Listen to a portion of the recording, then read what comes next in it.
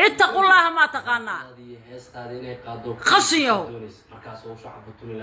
you fucking bastard واحد بدنا كارك يوتيوب كذا نحن عليه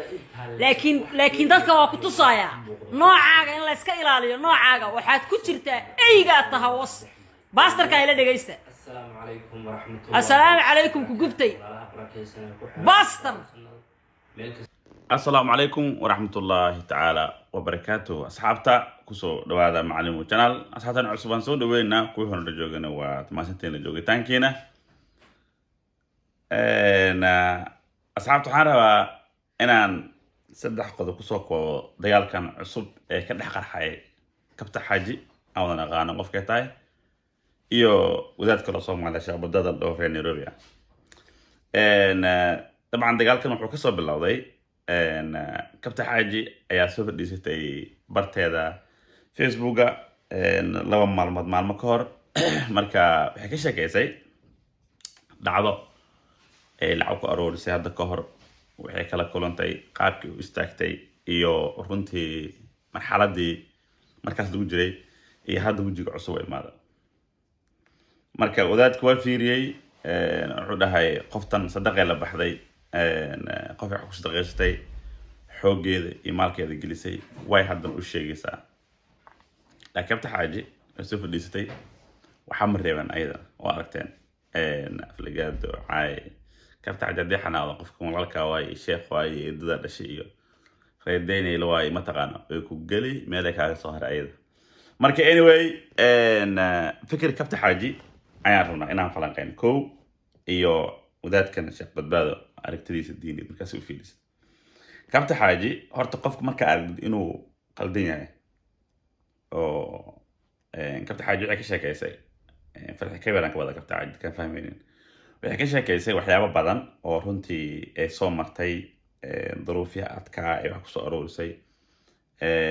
juhdiga ay soo gelisay dabcan waa aragnaa iyadoo in badan dad caawinayso in badan wax aruurinayso in badan runtii waa fanaaniinta Soomaaliyeed waa fanaanada kaliya dhihi karaa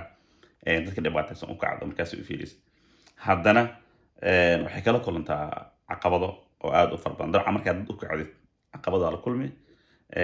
negative and positive la kulmaysa anyway kabta xaaji sheekadeeda marka la fiiriyo waxa ku jirtay inay bari hore ay dadka caawin jirtay ee hadda sidoo hore caawin doonin maxaa yeelay waxay aragtay qaraabasho fara badan tuugo fara badan oo ku qaraabanayso dadka xanuunsan magacooda iyo baahidooda uga faa'iideysanayso waayo qof markuu wax aruuriyo dad uu dhex galo bulsho u dhex galo dad badan oo baranay wax badan oo soo arka oo qaladan iyo saxsan labadaba laakiin qof gurigiisa joogo inta ma arki karo marka ayadu waxay ka hadlayso topigeeda marka sala fiiriyo dadka qaar waxay u fahmeen leeyihiin sadaqay baxsatay way u sheegaysaa saas ma ahan dabcan sadaqay baxsatay sadaqada in la sheegana diiniyan waa qalad wax fiican ma ahan laakiin ayadu waxay ka hadlaysay ma ahan sadaqada ay waxay ka hadlaysay topigeeda wuxuu ahaa oo kilito ah in la fahmo fiican gabadha in la iska caayo la dhaho ani ma dhahay gabadha saxsan iyo sheekha saxsan laakiin markaas u fiirisid wadaadku waxaa jira waxyaabo uu dul istaagay oo sax ah oo diinina kabta xaajin waxay ka hadlayso waxay ahayd dadkan waan soo caawiyay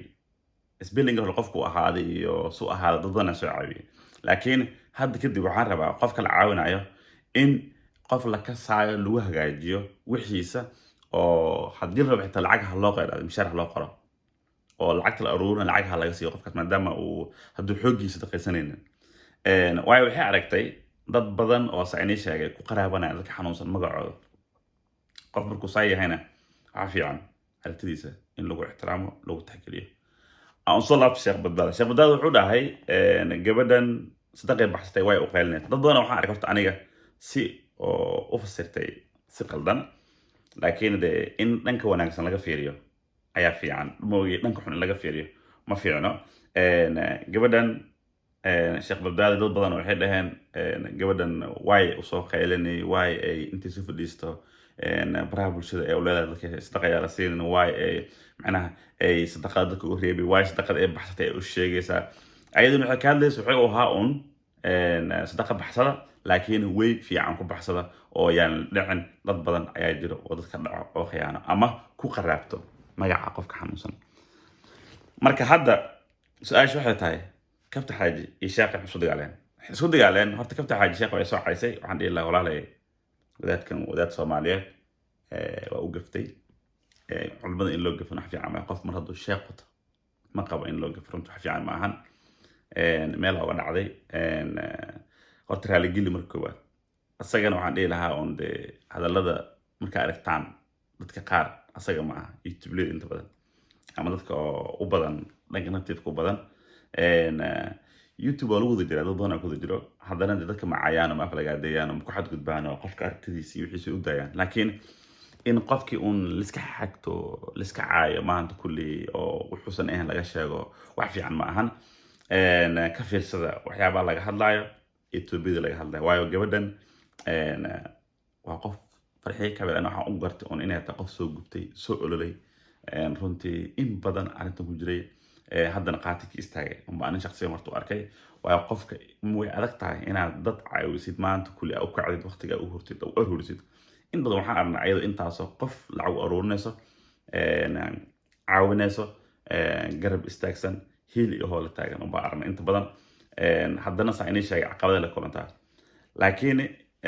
haddana niyow ma garanayo waxyaabaha keenaya farxii dhiig baasa ku jira markaas u fiiris ma aqaano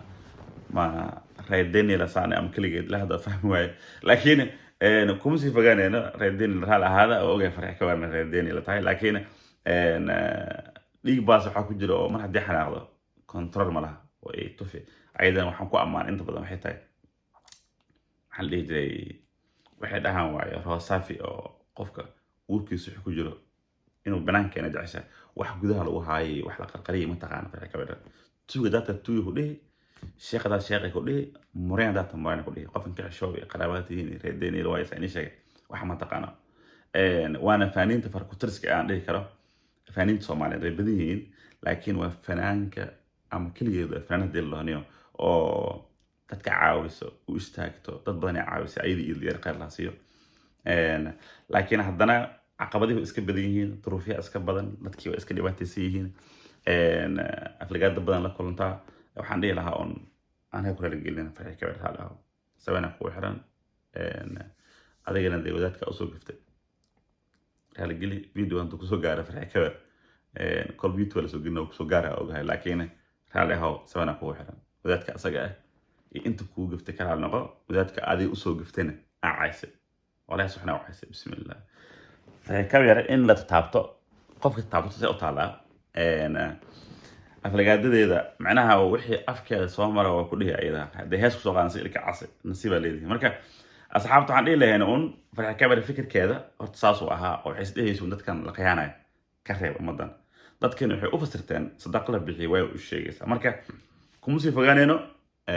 farxi ka war hal noqo sabana ku xiran wadaadkan soo raligeli inta soo dhihi lahaa aniga culimadan raali ahaada waan lu waxad gudbay in waxad gudmo fiicna dabcan dadka soo fikir ma ahna qof si uu fikirayo laakiin farxi ka war fikirkeeda ana ogahay runtii la sheego marka wayna ii sheegtay dadka hore ay u dhahdaniyo arrinta ka hadalay soo aragtaa marka waxaan ku dhahay ka hadal laakiin de qaab kale oo marka heshiiska isku heshiiyaan ayada ma wax kale ku dartay nafteeda oo fara badan asxaabta soo dhawaada